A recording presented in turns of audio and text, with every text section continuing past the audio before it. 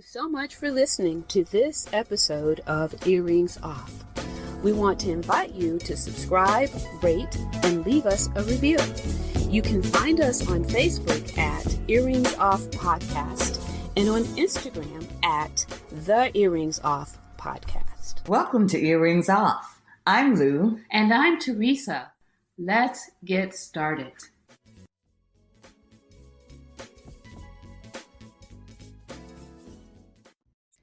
In this episode, we introduce you to Danika Sanchez. Danika is a nurse who began her nursing career in 2018, with time spent in both the NICU and in postpartum. This gives her a unique perspective into the relationships and bonding processes between parents and babies. Education is her passion.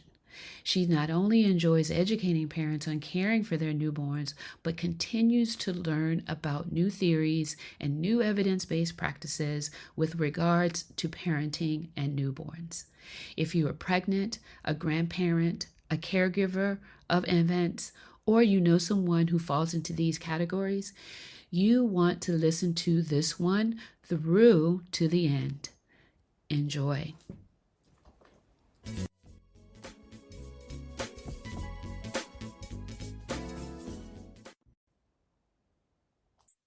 Well, we have with us Danika Sanchez. We are Yes. excited to have you here with us. Welcome to Earrings Thank you. Off. Thanks for having me. I'm happy to be here. Oh, great. Well, so tell us, up until now, people have figured out how to care for an infant on their own. So what has changed? Technically, nothing has changed. Obviously, we can still figure it out on our own. But what's changed is a couple of things. One, a lot of times we have less help around than we used to. We're not living next door to our moms, dads, cousins, aunts, and grandmas. So there's fewer people around. So we're doing more on our own. We also have a lot more working parents who are trying to split their time between raising a child and still trying to leave the house to go to work. And we're learning more and more about the long-term benefits and detriments to how we're raising our babies. So if we are in a stress-filled home, we're causing stress on our babies, and that could lead to some long-term effects. So what we're trying to do is make the whole process a little easier on everybody, a little more enjoyable, a little less stressful, and hopefully better outcomes for everyone. Okay. So what you're describing, as we've gotten more information, valid information, the practices have changed because we have more knowledge, and certainly that makes sense. So, Yep, definitely. Yeah. So, So tell me a little bit about the difference between what you do and what a babysitter or nanny does. nannies and babysitters will help you with the child, generally with the care of the child, in that they are taking care of the child for you or instead of you. What we are doing is coming in and we want to teach you the better ways to do things yourself. The best ways to handle them, the best ways to hold them, the best ways to bathe them, that kind of stuff, giving you more of the knowledge of how to do things in a better way, and hopefully help you be able to kind of set up your own schedule and routines with your child sooner than if you were trying to figure it out on your own. All of myself and my employees are all registered nurses as well. And we all have experience in NICU, which is the neonatal intensive care unit, and or postpartum or mother baby, which is moms and babies after the baby's born. So we have a lot of experience. We're staying on top of evidence-based practice and all the new things. And we're really here to help the parents become more comfortable in the parenting role. Yeah, that's a big difference between what you do and a babysitter. So is there really a wrong way to bathe a baby or change a diaper? The word wrong might be a slight exaggeration, but there are better ways to do things than the way we have been doing them. For instance, putting a baby into a warm bath of water sounds wonderful to us, but it really stresses the babies out.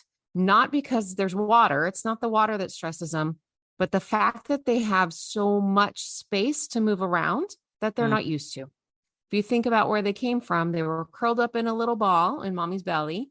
And even if they stretched out an arm or a foot, it kind of bounced right back to them. There were boundaries. So that's what they still want even when they come out.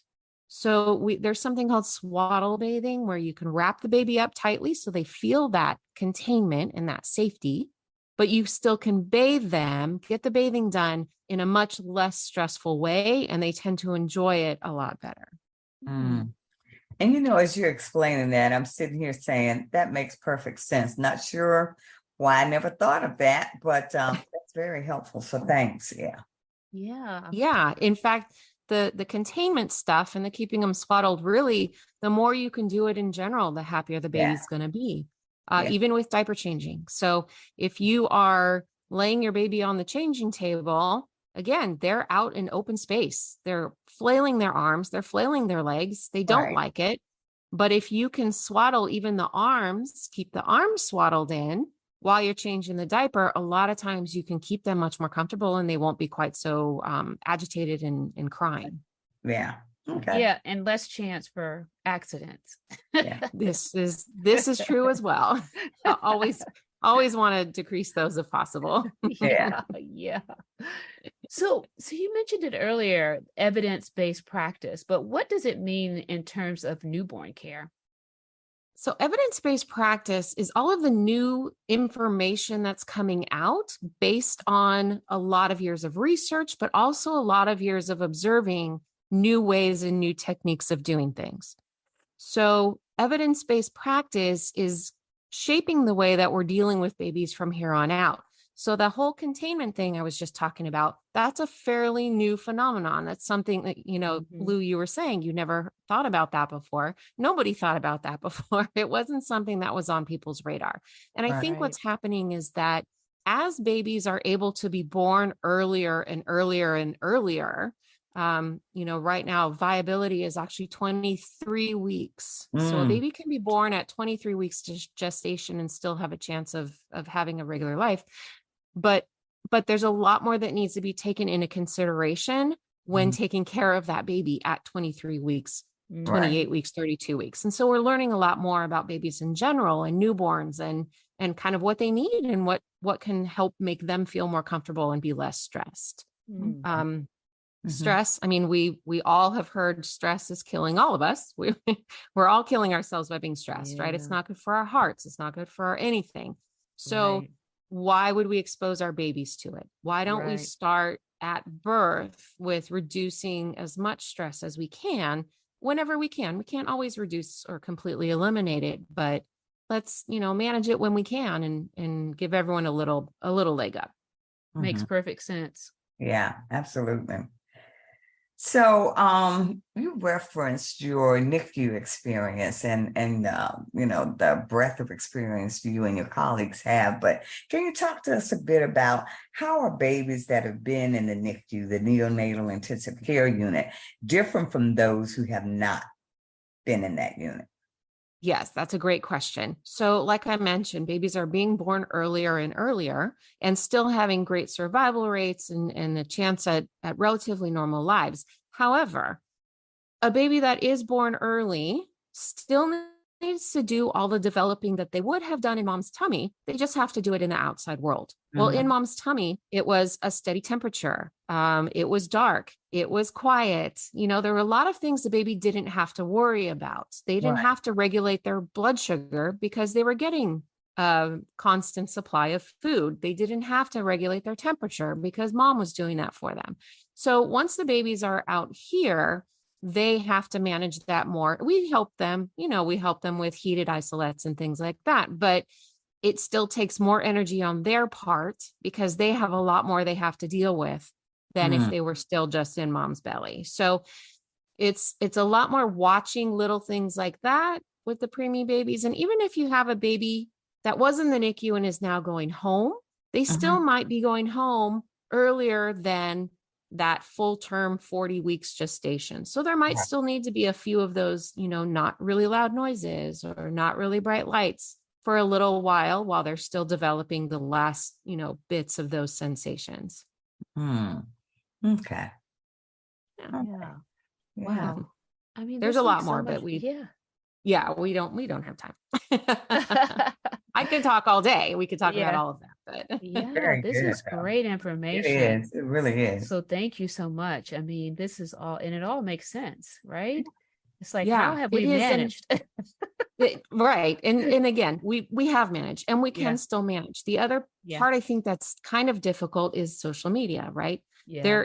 All of this information I'm giving you is out there, but so are 10,000 other pieces of Right, information right, that right. may or may not be accurately, Yeah, accurate or good for the babies. So it's sorting through information that gets to be the hard part. So right. Mhm, Yeah, that's mhm. another place where someone like us or your pediatrician can come in handy, yeah, where we can help you sort through that info and kind of help decide what might work best for you and your family.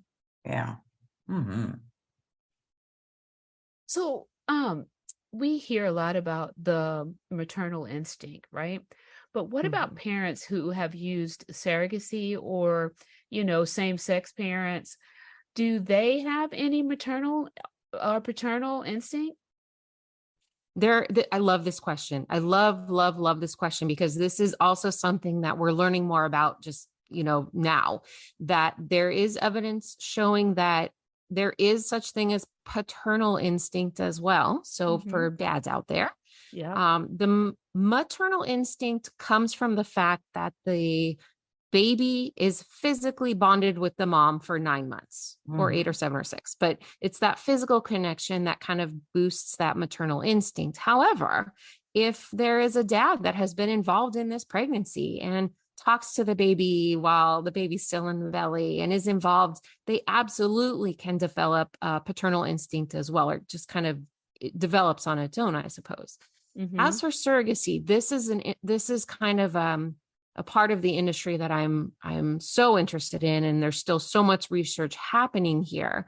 But it can go either way. Some surrogate parents bond instantly because they've been anticipating this baby for Hmm. so long that Yeah. they may as well have been the one, pregnant. Right.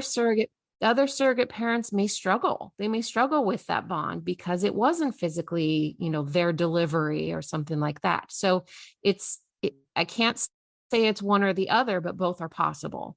Hmm. And it's just dealing with everyone individually in each individual circumstance, each individual couple and or single parent, and seeing what their needs are and where they are, meeting them where they are, and then seeing how we can help them move forward. Hmm. Hmm. Okay. Hmm. So, what are some skills that people don't think of when they think of newborn care? There's so many. The one thing I think what I've mentioned already are some things people don't think about is the containment we already talked about, but also things like noises. So, we try to keep really loud noises away from the babies, which is good, but mostly it's because we want them to sleep.